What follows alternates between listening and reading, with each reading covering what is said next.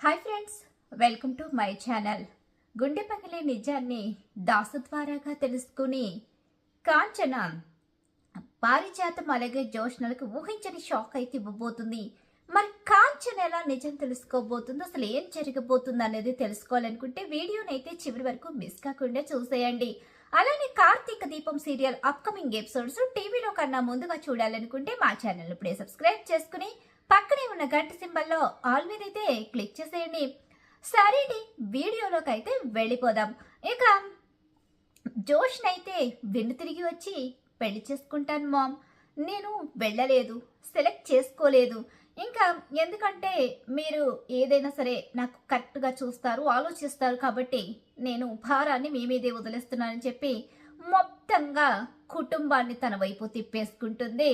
అలా మొత్తం మీద ఇంకా అలా తిప్పుకున్న తర్వాత ఇక్కడ మాత్రం ప్రాజెక్టు కార్తీక్కి వెళ్ళిపోతుంది. ఆ ప్రాజెక్టు విషయంలో జోష్న మీద శివనారాయణ కోప్పడతాడు. ఇక నీ వల్ల కాదు, నువ్వు రెస్టారెంట్ ముందుకు వెళ్ళనివ్వవు అని ఇక తనని రెస్టారెంట్కి రెస్ట్ ఇచ్చేయమని చెప్పేస్తాడు. ఆపేయమని, నువ్వు ఇంకా అక్కడి నుంచి దిగేయమని, ఆ పదవి సీఈఓ పదవి నీకు లేదని చెప్పేసి కరెక్ట్గా చెప్పేస్తాడు. ఒక్కరోజు టైం ఇస్తే కొన్ని అకౌంట్స్ ఉన్నాయి, చూసుకుని ఉన్నాయి అని చెప్పేసరికి ఇంకా ఒక్కరోజు టైం ఇవ్వడం జరుగుతుంది. ఆ ఒక్కరోజు టైంలో కార్తీక్ని దెబ్బతీసే ఆలోచనే తప్ప రెస్టారెంట్ గ్రోత్ పెంచుకునే ఆలోచన చెయ్యదు. ఇక అలా కార్తీక్ని దెబ్బతీయడానికి అయితే ప్రయత్నాలు అయితే జరిగిపోతాయి. కానీ ఆ ప్రయత్నంలో మొత్తం మీద విఫలమైతే అవుతుంది. ఇక జోష్న విఫలమైన తర్వాత ప్రాజెక్ట్ అనేది కార్తీక్కే దక్కుతుంది. కార్తీక్ రెస్టారెంట్ గ్రోత్ పెరుగుతూ ఉంటుంది. ఇక్కడ ఏదో చేసేస్తానన్న జోష్న ఏమీ చేయలేక తాత ముందు మళ్ళీ తల ఉంచుతుంది. ఏంటి ఇదంతా, ఏదో చేసేస్తావని మీ అమ్మ కూడా నీ మీద చాలా ఆశలు పెట్టుకుంది, కానీ ఇప్పుడు చూస్తే నువ్వేమీ చేయలేక వెను తిరిగి వచ్చావు, అసలు ఏం జరుగుతుంది అని చెప్పేసి అడుగుతూ ఉంటుంది పారిజాతమైతే. గ్రాని, ఈ మధ్యకాలంలో నా టైం ఏంటో అర్థం కావడం లేదు, కానీ నేను ఏం చేసినా రివర్స్గా వాళ్ళకు అనుకూలంగా మారిపోతుంది అని చెప్పేసి అంటూ ఉండగానే ఈలోగా ఇక సరేలే, ఈ పెళ్ళైనా చేసుకుంటే ఆస్తైనా నీ సొంతమవుతుంది, ఈ విషయంలోనైనా కాస్త పర్ఫెక్ట్గా ఉండవే, ఆస్తి సొంతమవుతే ఆ గౌతమ్ గాడికి కూడా చాలా ఆస్తి ఉన్నట్టుంది కదా, ఆ ఆస్తి ఈ ఆస్తి కలిపి సొంతమైపోతే మనం హ్యాపీగా దర్జాగా బ్రతకొచ్చు అని చెప్పేసి ఇక అంటూ ఉండగానే ఈలోగా ఏం చేయాలో అర్థం కాక కోపంతో రగిలిపోతూ ఉంటుంది. కార్తీక్ని వదులుకోలేదు, ఆ ఆస్తిని వదులుకోలేదు, అటు ఇటు తన తల తిరిగిపోతూ ఉన్నట్టు ఉంటుంది. ఇక ఇక్కడ చూస్తే ఇక పెళ్లి చేసేది మీ కరెక్టు, పెళ్లిని ఆలస్యం చేస్తే మళ్ళీ అక్కడ కూడా ఏదో ఒక సమస్య ఎదురవుతుంది, పెళ్లి ముహూర్తాలు పెట్టించి పెళ్లి చేసేద్దామని చెప్పేసి శివనారాయణ పెళ్లి కోసం తొందరపడుతూ ఉంటాడు. ఎందుకంటే జోష్న మైండ్ ఎప్పుడు ఎలా మారుతుందో తెలియదు. అలా జోష్న మైండ్ విషయంలో కూడా డిఫరెంట్గా ఆలోచిస్తూ మొదలు పెట్టిందంటే మళ్ళీ పెళ్ళి వద్దంటుంది, అప్పుడు మళ్ళీ పరువు పోతుందని చెప్పేసి ఆలోచించుకున్న కుటుంబం అయితే త్వరగా పెళ్లి చేయాలని చెప్పేసి నిర్ణయం అయితే తీసుకుంటారు. నిశ్చితార్థం ఏర్పాట్లు చేసుకుంటూ ఉంటారు. నిశ్చితార్థం అయిపోయిన వెంటనే ముహూర్తాలు పెట్టించేసుకుందామని చెప్పేసి ప్రయత్నాలు అయితే జరుగుతూ ఉంటాయి. ఇది ఇలా జరుగుతూ ఉండగానే ఇక ఎలా అయితే గౌతమ్తో పెళ్లికి జోష్న ఒప్పుకుంటుంది కదా, గౌతమ్ తన దుర్మార్గుడు అన్న విషయాన్ని జోష్న దగ్గర దాచి జోష్నను సొంతం చేసుకుంటే జోష్న ఆస్తి ఇంకా ముందు నుంచి తనను ప్రేమించాను, తన పొగరు యాటిట్యూడ్ అన్నిటినీ కూడా నా కాళ్ళ కింద తొక్కేయచ్చు అని చెప్పేసి గౌతమ్ అనుకుంటూ ఉంటాడు. ఇలా ఎవరి ప్లానాలు అయితే చేసుకుంటూ ఉంటారు. దీప కార్తీక్ రెస్టారెంట్ గ్రోత్ పెరుగుతూ ఉంటుంది. ఇక ఇలా జరుగుతూ ఉన్న సమయంలోనే కాంచన కూడా ఇప్పుడు కార్తీక్ అనుకున్నట్టుగా కార్తీక్ దీప చాలా చక్కగా ముందుకైతే వెళుతున్నారు. తప్పకుండా ఛాలెంజ్ చేసినట్టుగానే కార్తీక్ గెలుస్తాడు ఆ నమ్మకం నాకుంది. అనసూయక్క, తప్పకుండా కార్తీక్ దీప గెలుస్తారు. అవును చెల్లమ్మ, తప్పకుండా గెలుస్తారు. అక్కడ ఉన్నది ఎవరనుకుంటున్నావు? కార్తీక్ బాబు, దీప. వాళ్ళు అనుకుంటే ఏదైనా సాధిస్తారు. సాధించలేనిది అంటూ ఏమీ లేదు. నిజంగా వాళ్ళని ఆ భగవంతుడు ఇక మేడ్ ఫర్ ఈచ్ అదర్లా కలిపినట్టున్నాడు. ఏదో అంటారు కదా, అలా వాళ్ళిద్దరిని ఆ భగవంతుడు జత చేశాడు.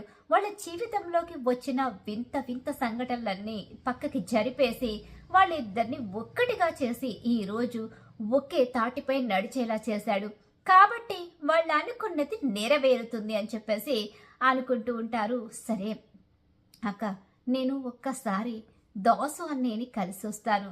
ఎందుకంటే దాసు అన్నయ్యకి ఆరోగ్యం బాగోకపోవడం చాలా రోజుల నుంచి నేను వెళ్ళలేదు. అసలు అక్కడికి వెళ్ళే ప్రయత్నం కూడా చేయలేదు. ఎందుకంటే సమస్యల మీద సమస్యలు ఎదురవుతూ వచ్చాయి. ఏదో ఒక సమస్య మనల్ని ఇబ్బంది పెడుతూ వచ్చింది. ఇప్పుడిప్పుడే కొంచెం మనం ఇక బాగుంటున్నాము. కాబట్టి మనం ఎలాగైనా సరే ఇక దాసును ఒకసారి కలవాలి. నువ్వు ఇక్కడ చూసుకో అక్క, నేను వెళతాను. నేను వెళ్ళి ఒకసారి దాసుని కలిసి వస్తాను. నాకు తోడు అవసరం లేదు. నేను కాశీకి కాల్ చేస్తాను. ఇంటి దగ్గర ఎవరూ లేకపోతే ఇబ్బంది, చంటిది ఒకటి వస్తుంది, పైగా మనం పెట్టిన టిఫిన్ బండి కూడా ఎవరో ఒకరు వస్తూ ఉంటారని చెప్పేసి కాంచన చెప్పడం అయితే జరుగుతుంది. సరే అమ్మా, వెళ్ళి జాగ్రత్తగా వచ్చేవని చెప్పేసి అంటే కాశీకి ఫోన్ చేస్తుంది కాంచన. కాంచన కాశీకి ఫోన్ చేసి అక్కడి నుంచి బయలుదేరి తన అన్నయ్య దాసుని చూడ్డానికి వెళుతుంది.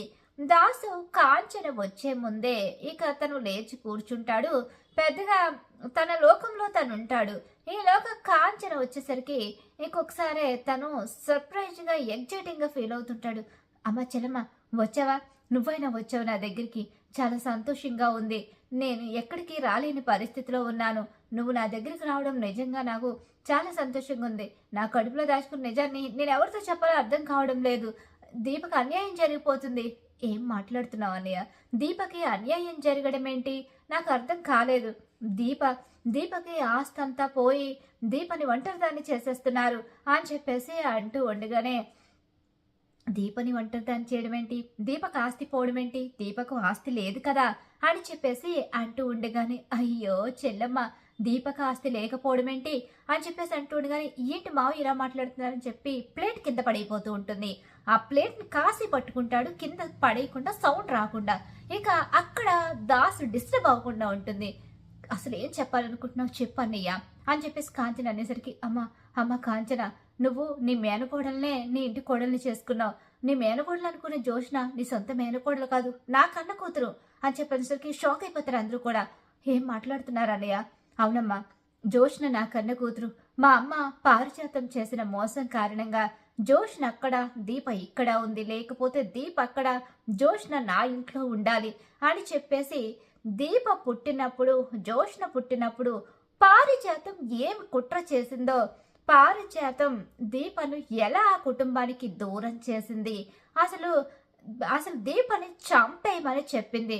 కానీ దీప జాతకం ఆయుష్ గట్టిది కాబట్టి దీప కుబేరు దగ్గరికి చేరింది. కుబేరు దగ్గరికి చేరిన దీప చివరకు తన తల్లి దగ్గరికి చేరింది. కానీ కన్న కూతురని తెలియకపోయినా కూతురు కన్నా ఎక్కువగా ఆదరిస్తుంది సుమిత్ర.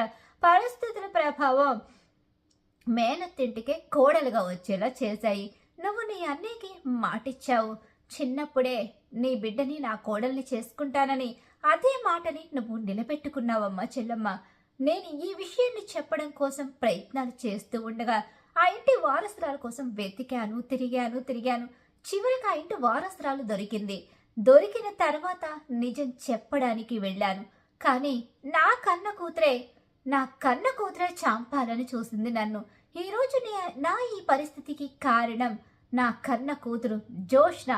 దీప ఈ పరిస్థితికి కారణం నన్ను కన్న తల్లి పారిజాతం అని చెప్పేసి నిజాన్ని చెప్పడంతో ఒక్కసారే షాక్ అయినా ఇక కాంచనైతే, నన్ను నాన్న వాళ్ళ ఇంటికి తీసుకువెళ్ళరా కాశీ? పద అత్తయ్య, ఎలాగైనా సరే ఈరోజు నిజం తేల్చుకోవాల్సిందే అని చెప్పేసి కాశీ అయితే తీసుకుని బయలుదేరతాడు. అలా ఇక శివనారాయణ ఇంటికి వెళ్ళి జోష్న అంటూ గట్టిగా అరుస్తూ ఉంటుంది. జోష్న రానే వస్తుంది. ఇక కుటుంబం అంతా కూడా వచ్చేస్తుంది. జోష్న చంప పగలగొడుతుంది.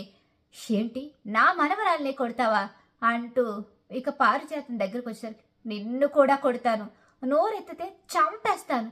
ఇది నీ మనవరాలే, కానీ ఈ ఇంటి వారసురాలు కాదు. ఈ ఇంటి వారసురాలు నా కోడలు అని చెప్పేసరికి ఆస్తి ఇవ్వకపోవడంతో పిచ్చి పిచ్చిగా మాట్లాడడానికి వచ్చిందండి. చూశారు కదా, ఆస్తి పంపకాల్లో మాకు అవసరం లేదన్న వీళ్ళు ఇప్పుడు తన మనవరాలు అలాగే తన కోడలికి తన మనవరాలకి ఆస్తిని పంచిచ్చేసుకోవడం కోసం ఆస్తి కోసం వచ్చింది అని చెప్పేసి పారిజాతం అంటూ ఉంటుంది. చంపేస్తా, నువ్వు నా కోడల గురించి నా మనవరాల గురించి మాట్లాడితే ఈ ఇంటి వారసత్వాన్ని వీళ్లకు దూరం చేసి నీ స్వార్థంతో అన్నయ్య దాసు అన్నయ్య కూతుర్ని జోష్న తీసుకొచ్చి ఇక్కడ పెట్టావు, నాకు తెలియదు అనుకుంటున్నావా అని చెప్పేసి నిజాన్ని బయటపెట్టేసరికి అందరూ షాక్ అయిపోయి నిర్ఘాంతులైపోయి నిలబడిపోతారు. జోష్న పారిజాతానికి మాత్రం చాలా పెద్ద షాక్ ఎదురవుతుంది. మరి రాబోయే కథలో ఖచ్చితంగా ఇలా అయితే జరిగిపోతుంది. ఇలా జరగాలని చెప్పేసి ఎవరైతే కోరుకుంటున్నారో మా వీడియో తప్పకుండా లైక్ చేయండి. అలాగే కార్తీక దీపం సీరియల్ అప్కమింగ్ ఎపిసోడ్స్ టీవీలో కన్నా ముందుగా చూడాలనుకుంటే మా ఛానల్ ఇప్పుడే సబ్స్క్రైబ్ చేసుకుని పక్కనే ఉన్న గంట సింబల్లో ఆల్ మీద అయితే క్లిక్ చేసేయండి.